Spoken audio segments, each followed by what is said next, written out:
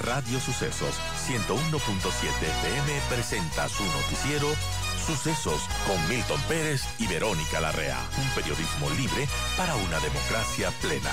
Los hechos y las opiniones de los sucesos que marcan nuestro tiempo.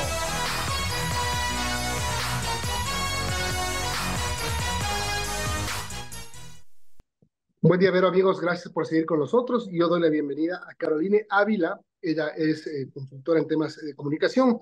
Hola, Caroline, gracias por acompañarnos. Va avanzando la configuración del panorama electoral para las elecciones de febrero y aparecen algunas figuras que estaban buscando dónde caer y ya parece que cayeron. Por ejemplo, Carlos Rabascal recae en la izquierda democrática en medio de problemas internos por su afiliación. Empecemos por ahí. Buen día. Muy buenos días, un gusto saludarte y gracias también por la invitación. Un cariñoso saludo desde las orillas del Tomebamba a la linda audiencia. En efecto, o sea, la expresión buscaban dónde caer y ya cayeron, creo que ilustra perfectamente lo que lamentablemente vivimos en algunos partidos políticos a propósito de esta frase de partidos sin candidatos y también candidatos sin partidos. Creo que el caso de Rabascal es uno de ellos y es una pena por la izquierda democrática porque ha tenido, yo he visto, esfuerzos grandes por tratar de reorganizarse, porque es uno de nuestros partidos más tradicionales en términos de la historia que el país tiene en la configuración de su democracia y que si hay algo que le hace falta a nuestra democracia es tener partidos políticos que estén consolidados, que estén firmes y que se sostengan. Creo que la izquierda democrática se ha estado dando esa oportunidad a partir de los últimos traspiés que ha tenido y que pareciera que esta nueva decisión, parece de un sector de la dirigencia, no está siendo del todo agradable para el resto de la comunidad, al menos no para todos ellos. Quizás en este ejercicio de primarias que se supone que debe tener en los próximos días, tengan la posibilidad de conversar, de llegar a un consenso, inclusive si es que van por el mismo ahora flamante militante de la izquierda democrática que es Carlos Rabascal, pues puedan hacerlo, pero en función de una decisión de consenso, que es lo que debería ser precisamente el ejercicio de una primaria, ¿no? Pero bueno, digamos, a lo mejor esos preceptos se están cumpliendo. Que se afilie a la izquierda democrática, aunque a algunos no les guste su figura o su pasado, sobre todo, eh, es un Pero buen se paso, es un afilian. paso importante. Ajá. Se afilió, por ejemplo, te puedo decir, las experiencias acá en Cuenca con la izquierda democrática han sido esas, o sea, cuando traen gente de otros lados o cuando han invitado candidatos desde otras figuras, la exigencia de las bases de la izquierda democrática han sido siempre esas, ¿no? Que se afilien y una vez que lo hacen, pues se presta, diremos así, el espacio, no es un vehículo cualquiera, hay que pagar un alquiler caro. Ahora, lo que dicen también es cierto, ¿no? Hay gente que aparece cada 4 años. Cada 4 años aparece a pedir el voto y no se sabe qué hicieron en esos 4 años. ¿Qué trabajo para llegar al poder, a cualquier instancia de poder, han hecho? Es decir, me voy a mi oficina 4 años, sigo en mi actividad privada y cuando ya vienen las elecciones salgo a inscribirme y a Y buscar qué ahí hacer. Y es que ahí justamente viene la responsabilidad del partido político. Si, por ejemplo, esa fuera la preocupación de la militancia de la izquierda democrática, me parece justa y válida, porque si hay algo que la militancia quisiera presentar, y no solo la izquierda democrática, debería ser esa una preocupación de todos los movimientos y partidos políticos. La carta que exponen a consideración de la ciudadanía debería no solamente guardar los principios y la filosofía del partido o movimiento al que están representando, sino también ser el mejor exponente posible para la candidatura a la cual se están postulando. Y en el caso de la presidencia de la República, que es lo que va a pasar para ahora, para febrero del 2025, creo que lo mínimo que deberíamos exigir es una experiencia, una connotada un connotado trayectoria, no solamente en lo privado, sino también en lo público. Me parece que ha sido una de las falencias que hemos podido constatar, sobre todo en este manejo de lo público, que sabemos que es distinto de lo que sucede en el ámbito de lo privado. Y creo que en ese contexto, por ejemplo, podría ser un interesante debate de propuestas, pero también de nombres. Y allí justamente caen estas luciérnagas que se encienden cada 2 años o cada 4 años en el caso de nuestras democracias, ¿no? Que son además más frágiles. Nos hace falta hacer carrera, nos hace falta valorar la carrera política, por ejemplo. Si quieres ser alcalde, sé primero concejal, ¿no? Si quieres gobernar un país, comienza con un ministerio, pruébate en ese sector público, comienza con un rectorado de una universidad grande, muéstrate en un espacio en donde tus habilidades administrativas y de gestión sean visibles y sean una buena carta de presentación. Carolyn, buenos días. Y bueno, sobre lo que hemos visto en esta carrera electoral para febrero del 2025, hay algunos nombres conocidos que ya han participado en anteriores elecciones, por ejemplo, pero lo que se ve bastante y que se podría repetir en estas elecciones es varios candidatos. Ahora al menos hay unos 15 nombres de precandidatos. La pregunta es por qué esa idea de que cada uno piensa que es el Mesías, el que va a solucionar los problemas del país. ¿Y por qué no ver esa unión de tendencias, quizás de propuestas, tomando en cuenta lo que ha pasado cada vez que vamos de elecciones, ¿no? Creo que hace falta mayor estrictez, mayor cuidado de ese cumplimiento que el mismo Código de la Democracia impone. Por ejemplo, si no logras el mínimo por ciento, ¿no es cierto?, tienes que cobrar esas multas, esos valores que se supone que el Estado te da. Y recientemente escuchábamos que parecía que iba a ser imposible cobrar ese valor entre quienes no han sacado ese porcentaje mínimo del 4%, ¿no es cierto?, del electorado. Luego, también está por el otro lado que se supone que van a dar impulso a esos pactos.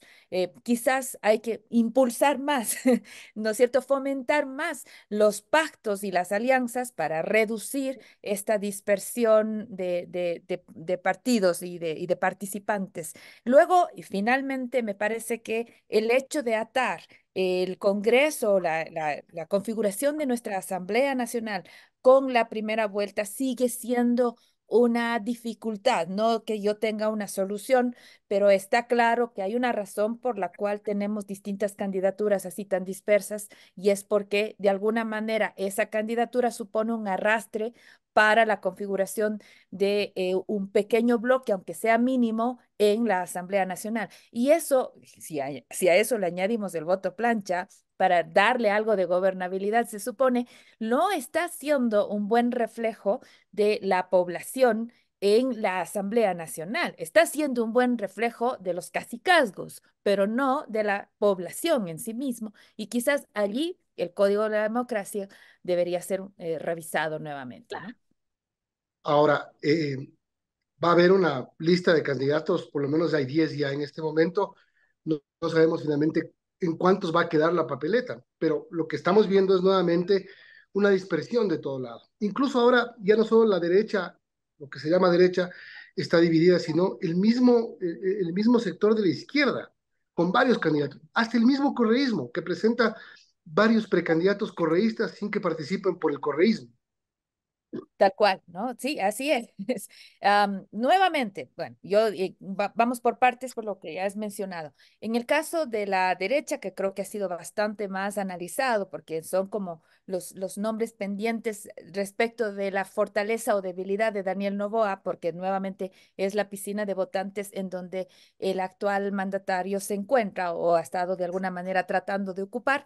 En el caso de la izquierda o de las izquierdas, ha habido un poco más de silencio. Hasta creo que en nuestros 2 días próximos va a haber una convocatoria interesante. Al menos hay como 50 instituciones que están firmando una suerte de reunión. Habrá que ver cómo se consolida, si es que, por ejemplo, movimientos que están en la línea de la izquierda participan en la posibilidad, si no de aliarse, al menos de hacer un acuerdo al estilo Francia, ¿no? Un pacto de no agresión, y ver que quien vaya a la segunda vuelta pues reciba los apoyos del resto de la línea, de la tendencia. Eso podría ser una conversación sumamente interesante, sobre todo en ese segmento que es el de la izquierda, que no ha logrado consolidarse. Recordemos, por ejemplo, el voto, la convocatoria al voto nulo que hizo Yacu Pérez en un momento, o las indecisiones que hubo hace 2 años atrás. En fin, todos estos son fenómenos que hemos visto como parte de esta fragmentación que hay en la línea, en las conversaciones, sobre todo en izquierda. Y finalmente, me parece que yo creo que sigue siendo un lujo, aunque no lo vieran algunos, y está bien si no están de acuerdo conmigo, pero el hecho de que un partido o movimiento pueda tener varias voces, varios nombres para postular a una candidatura es interesante. Es preferible siempre eso que andar cazando a alguien de fuera para poder instalarlo como candidato o precandidato. En el caso, por ejemplo, que tiene Partido Social Cristiano, tiene varios nombres que pueden estar allí participando, o en este caso muy puntual de la Revolución Ciudadana, es interesante poder ver que existen 4 nombres, así las primarias luego sean medio extrañas, pero que existan varios nombres para poder ponerlos al menos en discusión de sus adherentes. Son las 8:36. Estamos hablando con Caroline Ávila. Ella es investigadora en temas de comunicación. Carolina, y respecto a la papeleta electoral, que todavía quizás es muy prematuro hablar sobre esto, pero ya hay algunos precandidatos, algunos nombres, quizás a su criterio hay algún nombre que esté más fuerte que otros, alguien que esté más opcionado. Bueno, las encuestas han sido bastante claras, ¿no? Por lo general se estima que al menos, si antes había dudas, ahora ya no, va a haber segunda vuelta. Entonces, esta idea de una primera vuelta y que ahí va a estar ya una decisión clara, pues parece que se está ya eliminando. Entonces, en una segunda vuelta se van a confrontar las dos líneas del espectro ideológico, es decir, quien venza en el segmento de la derecha. En principio se decía que Novoa va fuerte, habrá que ver cómo llega Novoa a noviembre y cómo avanza hasta febrero, que esos son como 2 hitos de gestión, de avance, hay que ver qué pasa allí. Y en ese sector, pues, qué sucede también con la campaña, ¿no? ¿Qué hace el Partido Social Cristiano? ¿Qué hace? Construye. Y ahí, pues, a ver si es que le alcanza o no a Daniel Novoa los positivos que en este momento tiene. Luego está también en el sector de la izquierda, se sabe que el voto militante del correísmo es fuerte, es duro, O sea, que se aunque podría pues, pensar que los ecuatorianos vamos a votar entre correísmo y no correísmo, más o menos. lamentablemente, aunque el 60% de los ecuatorianos no le gusta ese clivaje, el resultado en segunda vuelta termina siendo así, a no ser, insisto, que alguna cosa muy extraña suceda, que en este país nunca se puede apostar porque suele dar sorpresas, pero ese podría ser el guión, y es un guión bastante conocido y repetido, que será el que veamos para febrero próximo. Lo que no se sabe todavía es a quién va a enfrentar el candidato de la derecha en el sector de la izquierda, asumiendo que pase el correísmo, cuál de esos nombres que se están barajando podría ser. Y ahí quizás es justamente la discusión, ¿no? De Claro. esos 4 nombres, al menos una ya ha sido probada. Y habrá que ver si es que los otros 3 que se han mostrado son capaces de romper ese techo, son capaces de lograr un poco más de adherencia, ¿no es cierto? Sobre todo en este espacio del espectro ideológico de la izquierda. Yo creo que por ahí va mucho de la discusión. Ahora, estamos hablando de que es la primera vez, o es la primera vez de mucho tiempo que escucho que a lo mejor el correísmo tiene que pelear entrar a la segunda vuelta. Las elecciones anteriores eran el correísmo tiene que pelear ganar en primera vuelta. Es decir, hay un cambio de realidad grandísimo. Y eso es importante, ¿no? Incluso me parece favorable también, porque nos permite tener una discusión más honesta. más profunda sobre las propuestas. Y ojalá también le permita esto al correísmo ser más crítico consigo mismo, con lo que ha hecho con sus campañas, con lo que ha hecho con su militancia. No solamente se trata de errores de campaña, también creo yo que han habido errores dentro de las izquierdas en sí mismo. Y creo que es importante que se haga este baño profundo de mea culpa y quizás esta sea una oportunidad para poder ver en primera vuelta al menos una de las campañas más honestas posibles. Ojalá, quizás pido mucho, Milton, como Y el, siempre. pre- y el presidente de la República, ¿qué tiene que hacer para no seguir cayendo, para detener su caída no solo por el propio y natural desgaste del poder, sino por las acciones que ejecuta que son cuestionadas desde diferentes sectores? Además, se abre frentes cada vez más. Resolver. O sea, como dice su eslogan, ¿no? Presentar hechos que permitan a la ciudadanía identificar gestión, no solamente salir y pegarse una hamburguesa o pasearse con su esposa, por muy guapa que sea, necesita resolver. Y cuando de repente nos encontramos con noticias como que en Durán ha muerto una familia, en San Borondón otra familia, ese tipo de cosas nos llega, indistinto de que, por ejemplo, acá en Cuenca, no sé, la situación de criminalidad no es tan fuerte ni tan dura. Sin embargo, si alguien quiere salir a hacer un viaje a Guayaquil, lo primero que hace es enterarse cómo está el nivel de inseguridad. Y resulta que no ha bajado. Y resulta que la percepción sigue estando casi que en los mismos números que en la época de Guillermo Lazo. Entonces, y más todavía en una economía en recesión. Entonces, el conflicto que puedas tener o no tener con Aquiles Álvarez vale un verdadero rábano, perdóname la expresión tan coloquial, porque al final del día lo que se necesita es resolver las condiciones, tanto de inseguridad como de economía, más aún cuando ya a 3 meses de las decisiones económicas impuestas por el gobierno de Daniel Noboa comienzan ya a ser sentidas en la economía familiar. Entonces, es importante que este gobierno comience a concentrarse en resolver justamente lo que dice su eslogan y no en complicarse en conflictos que lo único que hacen es, sí, tal vez llenar titulares, llenarnos a los analistas de comentarios, pero no en absoluto solucionar los problemas urgentes de la población. Ahora, el tema es que parecería que al gobierno no le vale un rábano el tema de la bronca, porque se la juró a Henry Kronfe, por ejemplo. Después de la armoniosa relación inicial con la Asamblea y con Henry Kronfe, ahora es el enemigo número uno. Luego, el tema de Aquiles Álvarez, y así podemos ir enumerando cómo el presidente, ayer nomás estaba en Manaví, entonces entregaba una obra y el presidente dice, ¿acaso no vienen los políticos a pedirles el voto? Les tienen la punta de la lengua, es decir, lo que el presidente en su discurso inaugural dijo que no iba a hacer, lo está haciendo.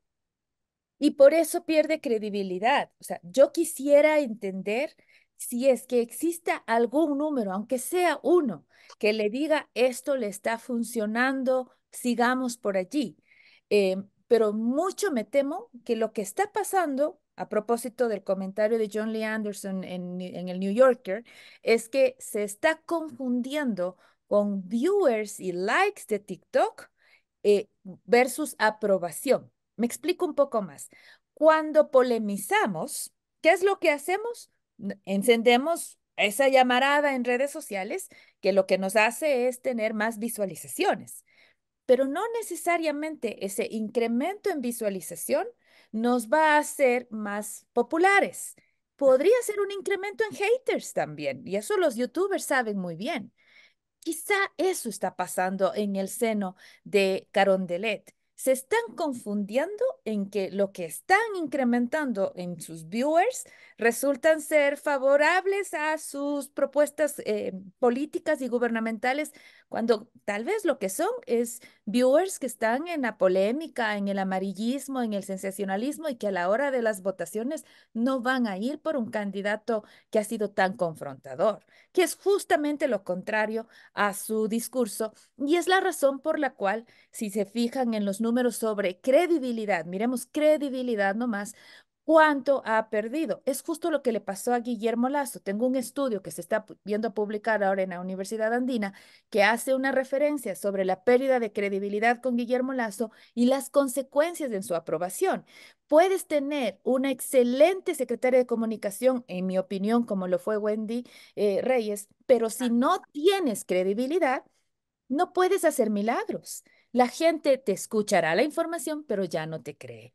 Eso en ese escenario está cayendo Daniel Noboa. Así es, el secretario de comunicación es secretario de comunicación, no mago. Gracias, Caroline, por habernos acompañado. A ustedes, gracias por la invitación. Siempre Un es un abrazo, buen día.